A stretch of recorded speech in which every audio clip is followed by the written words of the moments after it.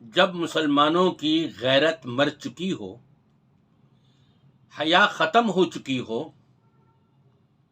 تو رب تبارک و تعالی ان کے اپنے ہی دشمنوں سے، غیر مسلموں سے ایسے کام لے لیتا ہے کہ جو در حقیقت مسلمانوں کے چہروں پر تھپڑ مارنے کے مترادف ہوتا ہے۔ آپ نے سنا اسمبلی میں بیٹھنے والے اکثریت تو مسلمانوں کی ہے، لیکن اس میں غیر مسلم اقلیتیں بھی موجود ہیں۔ غیر مسلم اقلیتوں میں مسلم لیگ این کے بھی نمائندے اور پی ٹی آئی کے بھی نمائندے، آزاد بھی نمائندے اور دیگر جماعتوں کے بھی نمائندے۔ دیکھیں ہو کیا رہا ہے۔ اخبار کے اندر ہیڈنگ آئی، غیر مسلم ارکان اسمبلی نے شراب پر پابندی کا مطالبہ کر دیا۔ اسمبلی کے اندر یہ شراب کے اوپر پابندی لگانے کا مطالبہ کون کر رہا ہے؟ غیر مسلم کر رہے ہیں۔ اور مسلمانوں نے جو پرمٹ جاری کیے ہوئے ہیں، یہ غیر مسلموں کے لیے ان کا نام لے کر کے پرمٹ جاری کیے ہوئے ہیں اور پیتے خود ہیں شراب۔ آپ حیران ہوں گے یہ سن کر کے کہ مسلم لیگی اقلیتی رکن، مسیحی رکن خلیل طاہر سندھو، اس نے مطالبہ کیا۔ اس کی تائید میں طارق گل نے بھی مطالبہ کیا اور اس کی حمایت کرتے ہوئے پی ٹی آئی کے اقلیتی رکن سردار مہندر پال سنگھ، انہوں نے بھی متفقہ طور پر مطالبہ کیا۔ کوک رفیق بابو نے بھی مطالبہ کیا، اور حیرانگی تو آپ کو اس بات پر ہوگی، کوک رفیق بابو نے کیا بیان دیا۔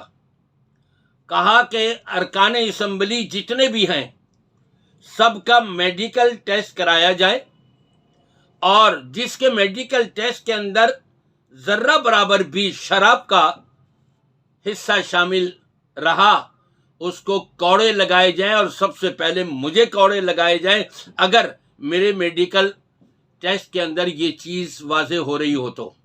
یہ کون کہہ رہے ہیں؟ غیر مسلم لوگ۔ لیکن مسلمانوں کو شرم نہیں آتی، بےغیرتی کی انتہا کر دی ہے۔ جن کو کلمہ پڑھنا نہ آتا ہو، جن کو سورۃ الاخلاص یاد نہ ہو، جن کو سورۃ الفاتحہ یاد نہ ہو، ایسے لوگ اپنے آپ کو مسلمان کہلاتے ہوئے اسمبلیوں میں پہنچے ہوئے ہیں۔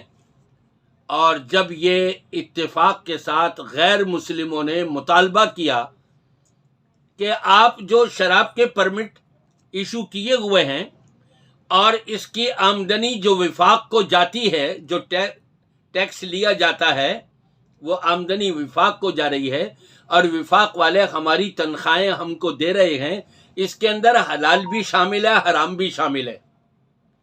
جب حلال کمائی کے اندر حرام بھی شامل ہے تو یہ کہاں سے درست ہوگا؟ اور انہوں نے پھر یہاں تک کہا کہ آپ عیسائیوں کی کتابیں اٹھا کر کے دیکھ لیں، شراب حرام ہے۔ سکھوں کی کتابیں اٹھا کر کے دیکھ لیں، ہندوؤں کی کتابیں اٹھا کر کے دیکھ لیں، شراب حرام ہے۔ یہ شراب صرف قرآن میں اور دین اسلام کے اندر حرام نہیں بلکہ سب کے نزدیک حرام ہے۔ تو پھر کیوں نہ شراب سے اپنا پیچھا چھڑایا جائے اور سارے اراکین اسمبلی کے میڈیکل ٹیسٹ ہو جائیں، جس کے اندر بھی یہ شراب کا وہ نکلے، اس کے کوڑے لگائی جائیں، اس کو سزا دی جائے۔